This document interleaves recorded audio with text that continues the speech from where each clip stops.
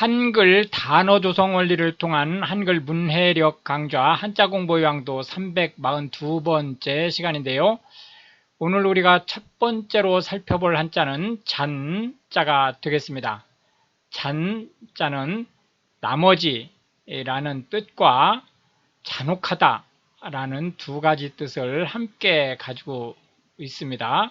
그렇기 때문에 문맥을 봐서 이게 나머지를 뜻하는 건지 잔혹함을 뜻하는 건지를 판단을 할 필요가 있습니다.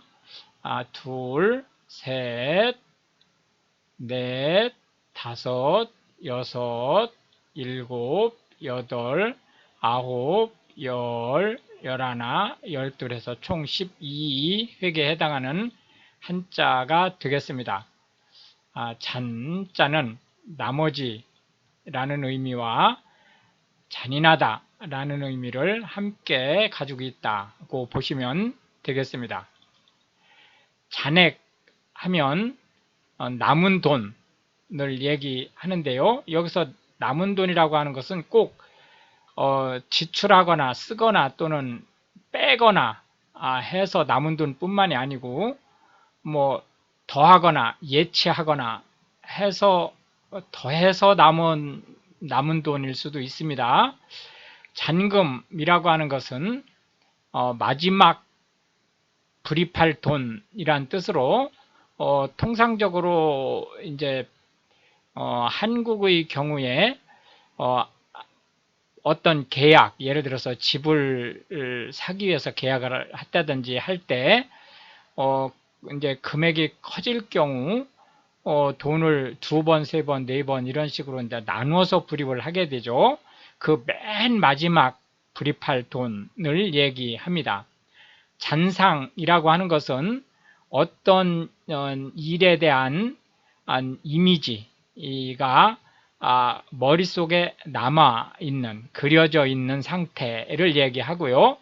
잔해라고 하는 것은 뭐 불에 탔다든지 또는 뭐 사고가 나서 뭐 박살이 났다든지 해서 그 부스러기가 남은 경우 그 부스러기를 얘기합니다. 패잔병이라고 하는 것은 전투에 져서 통상적으로는 전투에 지면 퇴각하느라고 흩어지죠. 해서 전투에 이게 패가 져서 잔이 흩어진 병사들이란 뜻입니다. 잔류하다라고 하는 것은 남아 머물다 라는 뜻이죠. 예를 들어서 어떤 지방이나 또는 나라에 무슨 일인가를 하기 위해서 갔다가 본진은 다 철수를 했는데 몇몇 사람이 남아서 마무리를 한다든지 할 때 그 잔류하다라는 말을 쓰게 되는 거죠. 잔재라고 하는 것은 쓰고 남은 찌꺼기라는 뜻인데요. 현대 한국어에서 잔재는 찌꺼기라는 말보다는 어떤 그 시대에 부합되지 않는, 그러니까 전 시대의 그 풍습이라든지 이런 것들이 시대가 변했는데도 불구하고 남아있는 상태를 얘기합니다. 잔혹하다라고 하는 것은 아주 잔인하고 혹독하다라는 뜻이고요. 잔인하다라고 하는 것은 무자비하고 인정머리가 없다, 그런 인정사정이 없다, 그런 뜻을 가지고 있습니다. 해서 나머지라는 의미의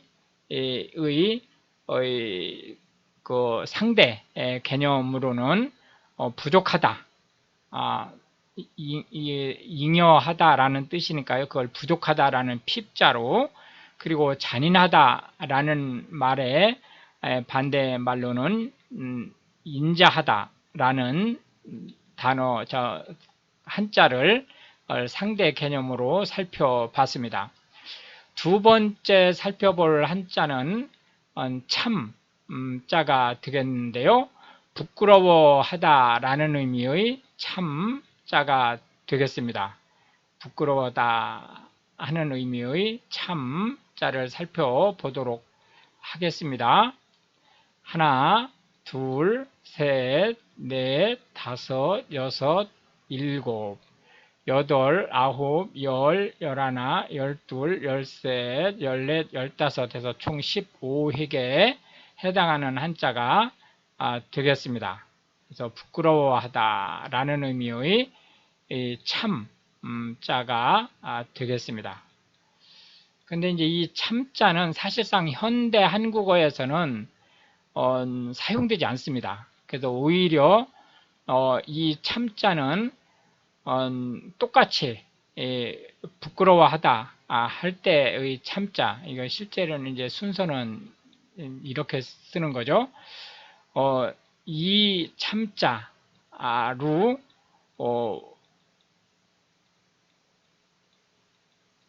통합해서 쓰는 거로 보시면 되겠습니다. 그래서 예를 들어서 참회하다 할 때 이 참을 쓸 수도 있지만 이 참을 쓸 수도 있거든요.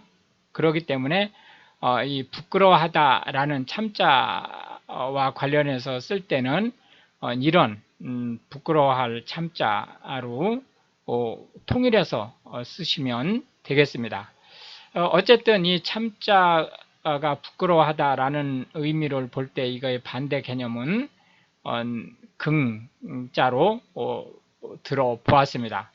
마지막 세 번째 한자는 탄식하다라는 의미의 탄자를 살펴보도록 하겠습니다. 탄식하다라고 하는 의미의 탄자를 살펴보겠습니다. 탄식하다라고 하는 것은 어떤지 안타깝고 안 됐다라는 그런 마음을 갖는 그래서 이제 한숨이 절로 나오는 그런 상황을 얘기한다고 보시면 되겠습니다. 하나, 둘, 셋, 넷, 다섯, 여섯, 일곱, 여덟, 아홉, 열, 열하나, 열둘, 열셋, 열넷, 열다섯 해서 총 15획에 해당하는 한자가 되겠습니다. 탄식하다라고 하는 것은 한탄하여 한숨이 절로 나오다 라는 뜻이고요. 개탄하다라고 하는 것은 몹시 후회스럽게 생각하며 분해하다 라는 뜻을 가지고 있습니다. 한탄하다라고 하는 것은 원통하거나 뉘우치면서 한숨 쉬다 라는 뜻을 가지고 있고요. 비탄하다라고 하는 것은 매우 슬픈 마음에 한숨 쉬다 라는 뜻을 가지고 있습니다. 감탄하다라고 하는 것은 마음속 깊이 무엇인가를 느껴서 탄복하다라는 뜻을 가지고 있고요. 탄성이라고 하는 것은 크게 놀라서, 그러니까 좋은 뜻으로 크게 놀라서 내는 소리를 얘기합니다. 해서 탄성을 지르다 그런 식으로 표현을 하게 되죠. 경탄하다라고 하는 것은 몹시 놀라면서 탄복하다, 감탄하다 그런 뜻을 가지고 있고요. 탄복하다라고 하는 것은 매우 크게 생각해서 마음으로 따르다라는 그 뜻을 가지고 있습니다. 감탄사라고 하는 것은 어떤 일에 대해서 마음속 깊이 느끼는 것이 있어서 짧은 말로 감탄의 의사를 표시하는 말이 되겠습니다. 예를 들어서 굉장해 뭐 이런 식으로 이제 쓸 수 있는 말들이 감탄사가 되겠습니다. 해서 탄식하다의 반대 말로는 기뻐하다라는 의미의 희자를 살펴보았습니다. 이렇게 해서 이제 오늘도 우리는 세 개의 한자와 각 한자에 대해서 9개씩의 현대 한국어에서 자주 쓰이고 있는 단어들을 살펴보았고요. 한자 하나를 상대 개념으로 살펴보았는데요.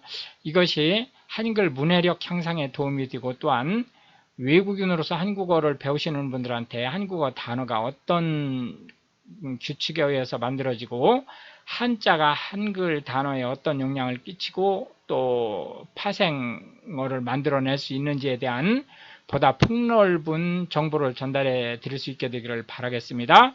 시청해 주셔서 감사하고 우크라이나를 위해 기도해 주시면 더욱 감사하겠습니다.